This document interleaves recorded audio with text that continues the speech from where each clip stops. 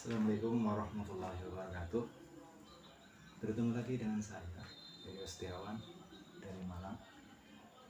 Perkenalkan, pada sore hari ini saya akan membawakan materi tentang di sini materi yang akan kami sampaikan dua materi yang akan kami rangkum sekaligus untuk Anda sehingga bisa menghemat Anda belajar. Yang pertama, materi tentang definisi, identifikasi, kriteria, klasifikasi, dan karakteristik tunanetra. Yang kedua,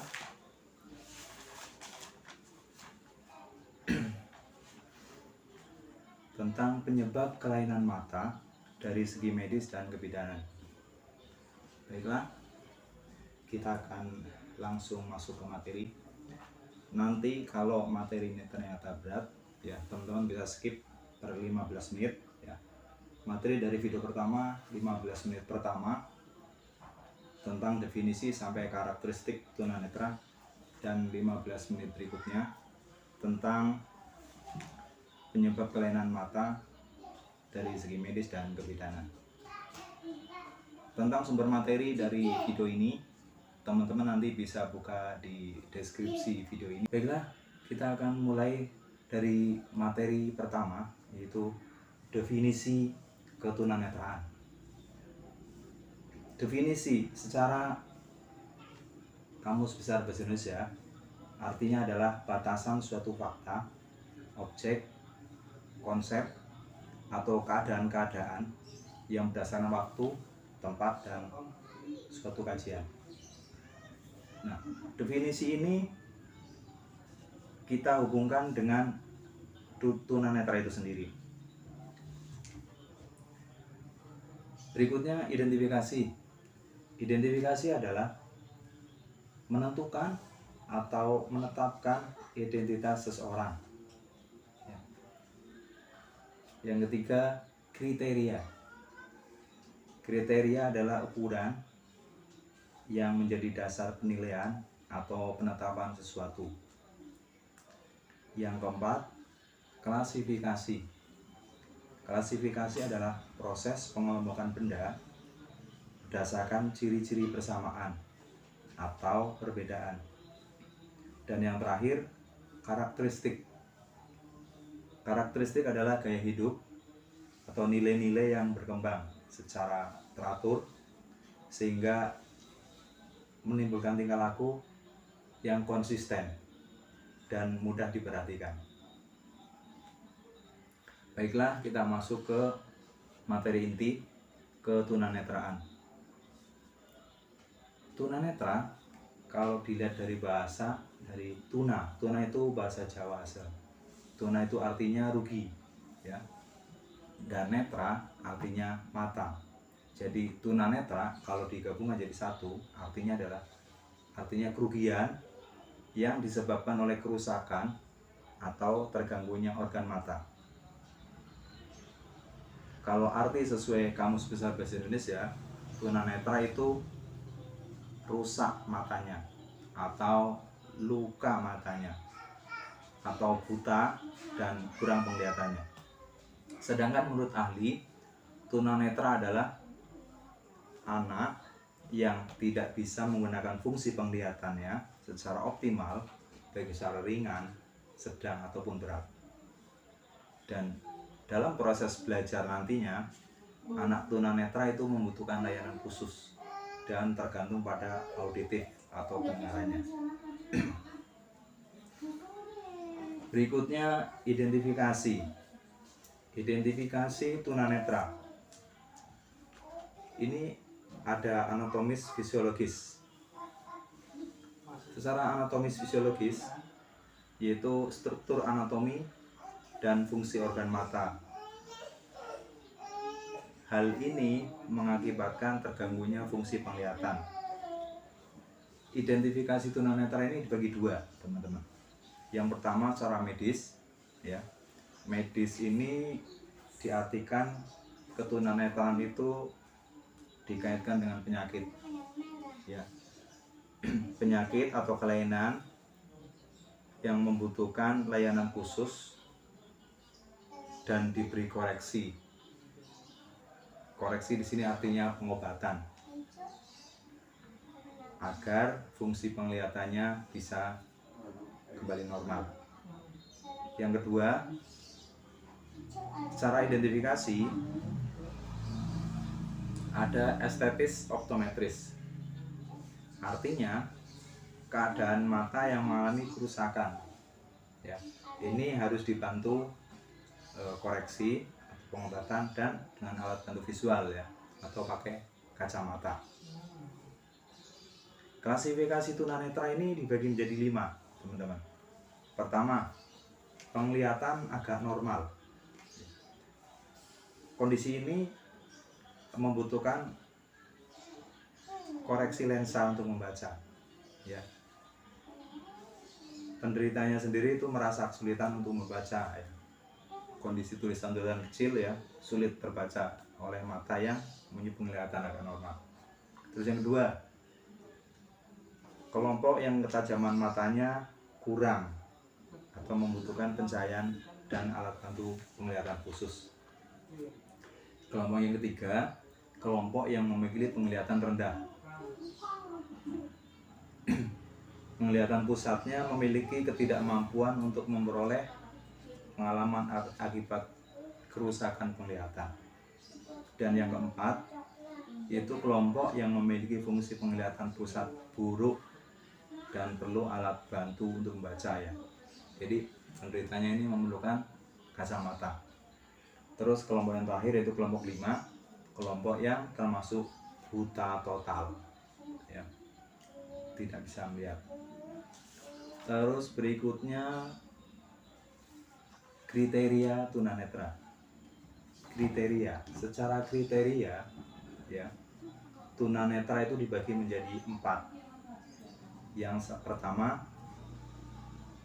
bagian kemampuan melihat. Yang kedua, kemampuan terhadap persepsi cahaya.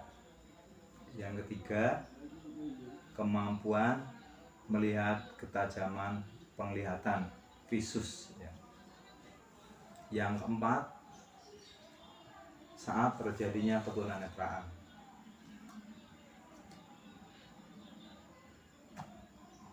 Kita jelaskan ya satu persatu. Yang pertama, kemampuan melihat. Kemampuan melihat ini dibagi 2, masih dibagi 2 ya. Jadi yang pertama itu buta total, totally blind. Artinya orang tersebut tidak bisa melihat sama sekali ya, tidak bisa membedakan. Mereka hanya taunya gelap, tidak bisa membedakan terang. Jadi hanya tahu satu kondisi yaitu gelap. Berikutnya kondisi buta total ini ada yang masih memiliki visi penglihatan, masih bisa membedakan ya, membedakan gelap dan terang itu masih bisa. Nah, terus yang kedua, kelompok kedua dari kemampuan melihat ini yaitu low vision atau kelompok yang kurang penglihatannya. Nah, kelompok ini dibagi jadi 5 ya. Pertama, light perception. Kelompok ini hanya bisa membedakan gelap terang. Terus yang kedua, light projection. Penderita tunanetra ini termasuk dapat mengetahui perubahan cahaya ya, dan dapat mengetahui arah atau sumber cahaya ya.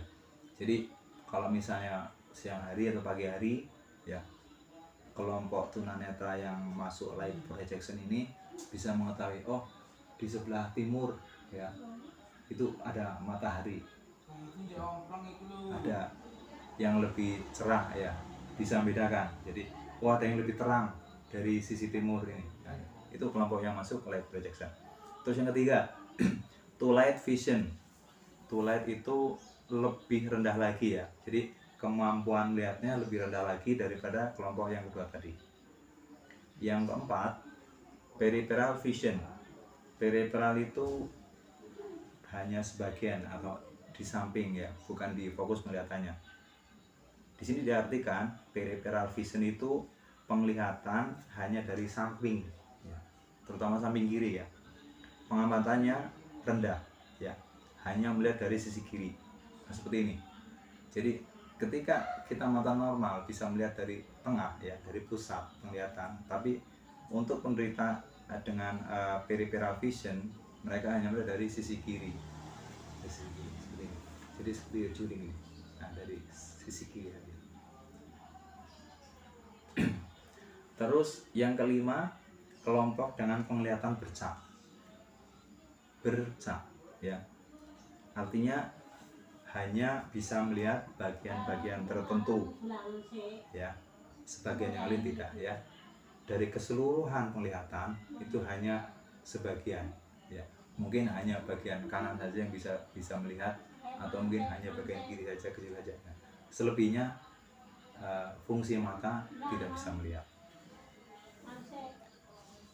Terus kembali ke fungsi kedua, ya, kriteria ini, faktor kedua masuk ke kemampuan terhadap persepsi cahaya. Terhadap persepsi cahaya ini dibagi menjadi tiga bagian, tiga kelompok ini. Pertama, kelompok yang tidak ada persepsi cahayanya, ya, no light perception, ya, kurang buta total. Jadi kelompok yang masuk ini, orang-orang yang buta total itu tidak bisa mempunyai pemikiran seperti apa sih, ya, gitu ya, seperti apa sih indahnya dunia ini, seperti apa sih pagi hari, nah, itu enggak ada, ya, karena mereka buta total. Yang kedua, kelompok yang memiliki persepsi cahaya. Nah, untuk penderita tunanetra kelompok ini, mereka ini masih bisa melihat bentuk, tetapi tidak bisa membedakan, ya, misalnya antara laki-laki, ya, dan perempuan, itu tidak bisa membedakan, ya. Jadi hanya melihat secara sama, ya.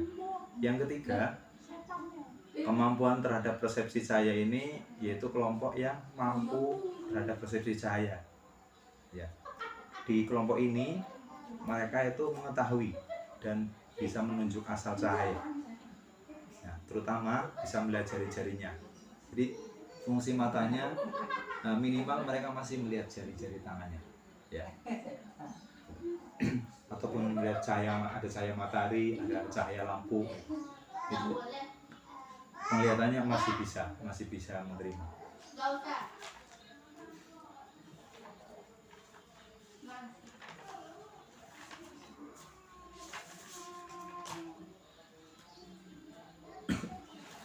Terus termasuk di kriteria ini kelompok yang ketiga, yaitu kelompok yang memiliki kemampuan melihat ketajaman penglihatan atau visus.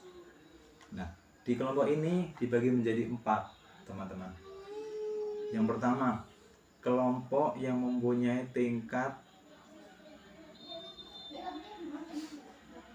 visionnya ringan, tarafnya ringan, ya. Jadi mereka bisa melihat dalam jarak 20/20 kaki, 20/20 feet atau 6/60 meter. Artinya di jarak 6 meter, ya, masih bisa melihat, ya. Ini untuk tarafnya ringan, ya. Yang kedua, yang mempunyai low vision, ya, jarak penglihatannya atau ketajaman penglihatannya itu 20/70 feet atau 6/20 meter. Nah, biasanya penderita yang punya low vision ini menggunakan alat bantu, ya, masih bisa menggunakan kacamata, ya, alat bantu koreksi, sehingga bisa melihat dengan baik. Terus kelompok yang ketiga yaitu orang yang sama sekali tidak bisa melihat, ya, dari jarak 20/200 feet atau 6/60 meter, ya, atau lebih. Ini termasuk taraf yang berat, tapi masih bisa menghitung jari, ya. Matanya masih bisa menghitung jari dari jarak 6 meter. ya. Dari instrukturnya ya yang tes mata itu dari jarak 6 meter. Untuk penderita tingkat berat ini masih bisa menghitung jarinya ya dari jarak 6 meter. Ini untuk tingkat yang berat ya, hanya bisa membedakan gelap dan cerah saja. Yang keempat ya, untuk kelompok kemampuan melihat ketajaman visus ini yang paling parah itu yang buta total ya, visusnya 0. Terus klasifikasi yang keempat ya, kriteria ini yang keempat itu saat terjadinya ketunanetraan. Dibagi menjadi 4 ya. Yang pertama, ketunanetraan itu terjadi sejak sebelum kelahiran ya, sebelum kelahiran, pranatal. Yang kedua, ketunanetraan terjadi sejak proses kelahiran, pranatal. Yang ketiga, ketunanetraan yang terjadi setelah kelahiran.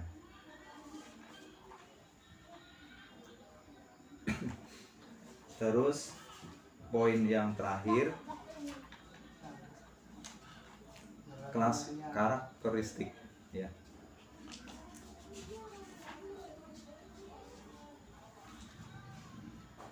Karakteristik ini terbagi lagi menjadi 2, teman-teman ya. Karakteristik itu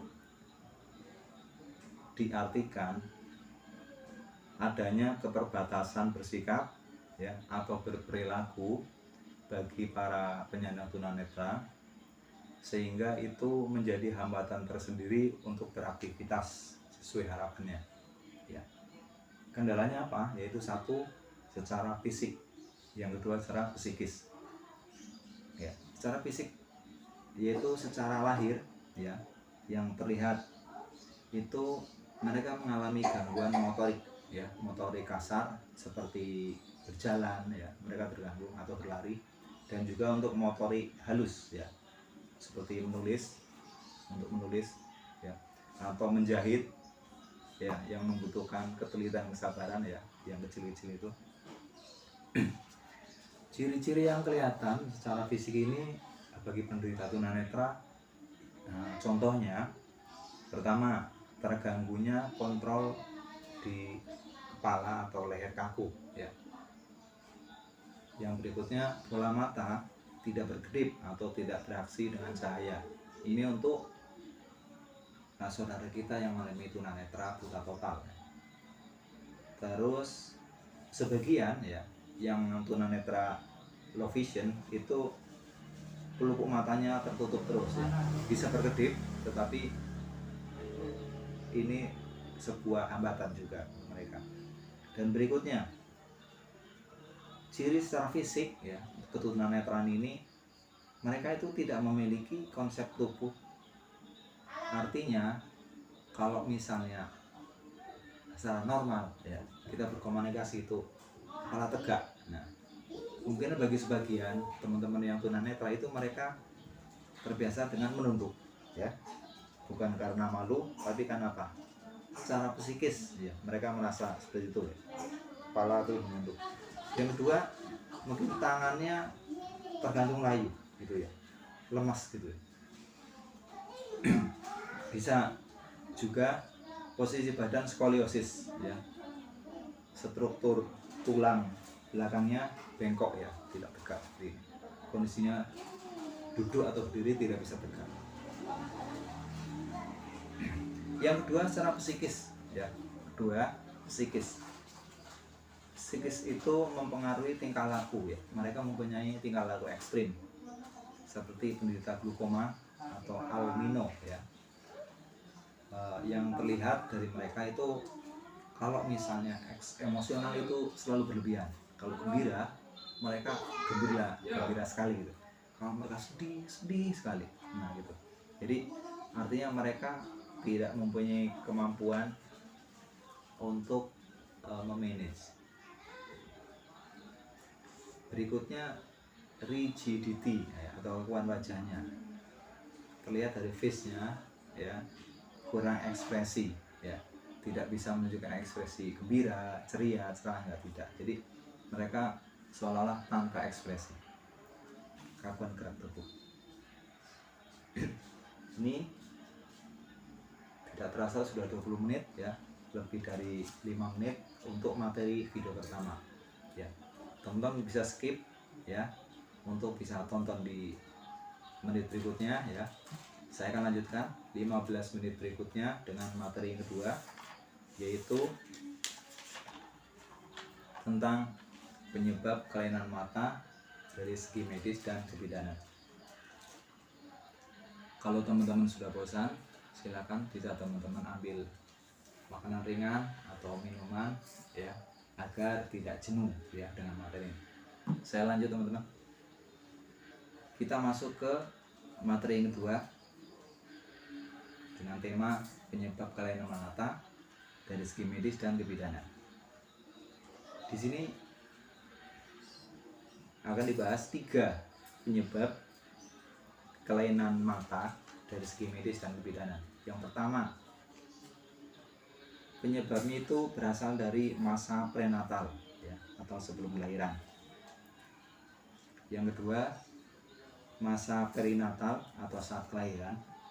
Dan yang ketiga, masa postnatal atau setelah kelahiran. Nah, ikuti penjelasannya seperti ini. Yang pertama, masa prenatal. Banyak faktor yang menyebabkan sebelum kelahiran itu sehingga pas nantinya itu menyebabkan bayi yang mengalami ketunanetraan. Penyebab itu diantaranya bisa dari dalam anak itu sendiri, juga bisa dari faktor luar ya. Ada 2 hal, faktor eksternal ya, dari faktor dari luar, ada juga faktor dari diri janin itu sendiri, dari ibu sendiri itu namanya. Pertama, dari faktor perkawinan sedarah ya, selibat faktor perkawinan sedarah, incest ya. Dari segi agama juga ini diharam, tidak diperbolehkan ya. Karena apa? Di sini ya, di sini akhirnya menyebabkan kecacatan terutama mata, sehingga nanti janin yang dilahirkan itu bisa mengakibatkan anak yang tunanetra. Yang kedua, faktor infeksi kehamilan. Ini bisa disebabkan oleh virus leptospirosis ya, virus yang berasal dari air kencing tikus ya. Jadi harus berhati-hati ya, menjaga kebersihan. Berikutnya yang ketiga, faktor gangguan genetik. Gangguan ini karena berasal dari kromosom ya, kromosom dari ibunya ya, dari janin itu. Contohnya faktor keracunan darah. Terus yang keempat, faktor Hegelius ya, kelompok yang berisiko tinggi. Ini hati-hati bagi ibu pasangan muda ya, yang menikah dini ya, karena usia kehamilan yang terlalu muda dan usia kehamilan yang terlalu tua semuanya berisiko teman-teman ya. Untuk yang tingkat kehamilan yang terlalu muda ya, di bawah 17 tahun itu berisiko. Juga kehamilan ibu yang terlalu tua, kehamilan di atas 40 tahun ya, 40 tahun ke atas itu juga berisiko ya. Jadi berhati-hati. Terus berikutnya yang kelima, faktor keracunan saat hamil. Ini bisa diakibatkan contohnya janinnya yang kekurangan vitamin ya. Terus selanjutnya karena faktor penyakit menaun. Bisa juga ibu yang hamil ini mengidap penyakit TBC ya, paru-paru, bisa menular ke anaknya nanti yang dilahirkan sehingga menyebabkan kecacatan, termasuk tunanetra. Termasuk juga ibu ya hamil yang berada di lingkungan sanitasi atau lingkungannya kotor ya, lingkungan kumuh atau lingkungan pedesaan yang tingkat kebersihannya kurang terawat. Terus yang keenam, faktor infeksi ya. infeksi karena penyakit kotor seperti ya, jangan sampai ya terkena sipilis ya, HIV atau penyakit kelamin yang lain ya. Ini berpotensi menularkan dari ibu hamil ke anaknya. Berikutnya faktor virus toksoplasma. Nah ini virus yang dibawa oleh binatang ya, atau kotoran, terutama kucing ya. Jadi ibu hamil ini berhati-hati terhadap binatang atau kucing ya, terutama kucing yang tidak terawat di motor, karena akan menyebabkan bayi yang dikandungnya nanti itu kemungkinan bisa menderita kebutaan atau autis. Terus yang ke-8 faktor resos atau RH, anoksi prenata, kekurangan oksigen pada bayi. Pengalaman-pengalaman traumatik pada ibu hamil. Dan yang berikutnya ini juga tidak kalah bahayanya adalah penggunaan sinar X ya, tindakan rongsen di rumah sakit ya, ketika ibu hamil sedang mengalami sakit ya, untuk mengetahui jantung, paru-paru atau organ tubuh yang lain kan kadang ada tindakan sinar X. Ini membahayakan, berpotensi nanti anak yang dilahirkan itu bisa cacat ya. Terus yang kedua, penyebab kelainan mata ini pada saat kelahiran. Nah, pada saat kelahiran ini ada beberapa hal yang perlu diperhatikan ya. Pertama, bisa karena kerusakan saraf mata pada saat persalinan ya. Yang kedua, kelahiran sungsang ya, posisi bayi terbalik ya. Biasanya kan posisi bayi itu kepala di bawah ya, ini kepalanya di atas ya. Jadi itu bisa mengakibatkan kecacatan. Yang ketiga, kondisi bayi yang prematur, lahir sebelum 9 bulan ya, misalnya baru 6 bulan, 7 bulan, 8 bulan, nah itu bisa mengakibatkan kecacatan. Bayi prematur ini terlalu lama di kandungan ya, ini kebalikannya dari yang tadi ya. Bisa juga karena bayi itu udah terlalu lama ya di kandungan, lebih dari 9 bulan, itu juga sama berisiko. Terus berikutnya, penyebab kelainan mata pada saat kelahiran yaitu kekurangan oksigen. Kekurangan oksigen ini nanti bayi yang kita dilahirkan tidak langsung dapat menghirup oksigen. Ini berbahaya teman-teman ya. Berbahaya, bisa berdampak juga pada kecacatan si bayi itu. Terus yang keenam, proses kelahiran yang membutuhkan waktu lama ya, ini juga berdampak negatif juga pada si bayi, yang bisa berakibat pada kecacatan atau tunanetra. Yang ke-8, tulang ibu yang tidak proporsional, artinya secara fisik ya, mempunyai tulang pinggul ya, atau yang menyangga rahim ini tulang pinggul ya namanya ya, tulang pinggul, tulang ibu yang tidak proporsional ya, kondisinya kecil. Jadi berisiko pada janin yang dikandungnya mempunyai potensi bisa lahir tidak normal. Terus yang ketiga, penyebab kelainan mata pada saat postnatal ya, setelah kelahiran. Terjadinya kelahiran, anak dilahirkan misalnya kecelakaan, kejang atau diare. Bisa diklasifikasikan sebagai berikut. Yang pertama, bisa jadi karena infeksi bakteri ya, misalnya ibunya menderita TBC.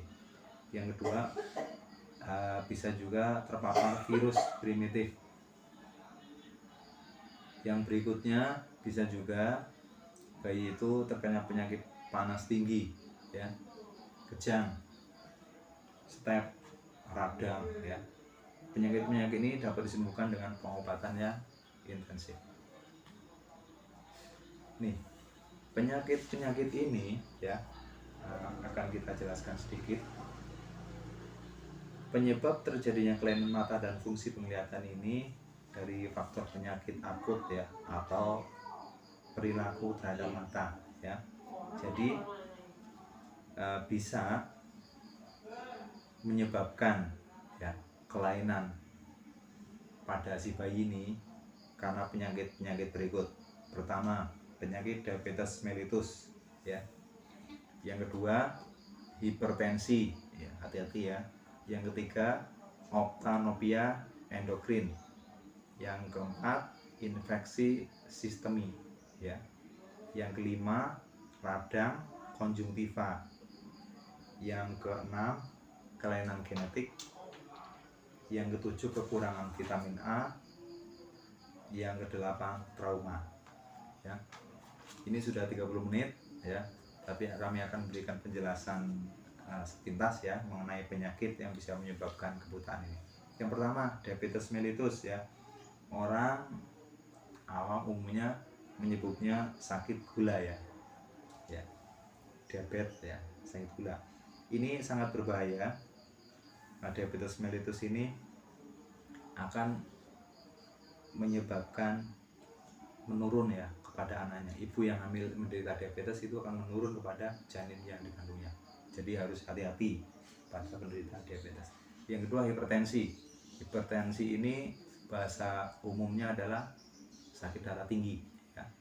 Menyebabkan arteriosis yang mengalami penyempitan pembuluh darah pada otak. Nah, ini sangat berbahaya ya, sehingga otak kekurangan oksigen dan bisa mengganggu aliran darah di retina mata. Nah, akibatnya ada penyumbatan di pembuluh darah sekitar mata, bisa menyebabkan gangguan penglihatan dari yang ringan, sedang ataupun berat. Yang berikutnya, ophthalmopia endokrin, yaitu kelainan endokrin yang menyebabkan kelainan pada mata. Nah, ini disebabkan sirkulasi tubuh yang terganggu ya. Sama, akhirnya ke sirkulasi darahnya itu ke mata terganggu juga. Yang keempat, infeksi sistemik. Penyakit mata yang disebabkan oleh virus yang dibawa oleh serangga. Nah, serangga ini merusak selaput mata ya. Selaput mata ini di dalam mata ini ya dirusak oleh serangga. Yang kelima, radang konjungtiva. Ini disebabkan efek dari sakit TBC ya, juga dari alergi ya. Akhirnya menyerang kornea mata ya, di tengah mata ini ya, ini terserang konjungtiva. Yang keenam, kelainan genetik. Kelainan ini banyak ditemukan pada kasus kelainan mata yang merupakan keturunan secara biologis ya. Bisa juga dari dulu bapaknya menderita sakit mata, bisa menurun kepada anaknya atau cucunya, seperti itu kelainan genetik. Yang ketujuh, kekurangan vitamin A. Nah, sangat berbahaya teman-teman ya. Jadi jangan sampai kita kekurangan vitamin A, karena akan berbahaya ya di mata, menyebabkan produksi air mata yang berkurang ya, sehingga matanya mengalami kerusakan. Yang terakhir itu trauma. Bisa karena gesekan benda tumpul, benda tajam, bisa kena dari sinar matahari ya yang terlalu berlebihan masuk ke mata, juga bisa dari kecelakaan ya. Oke teman-teman, sudah 30 menit lebih saya menemani Anda. Semoga materi yang saya sampaikan di sesi kali ini bisa bermanfaat. Terima kasih dan sampai jumpa di video berikutnya.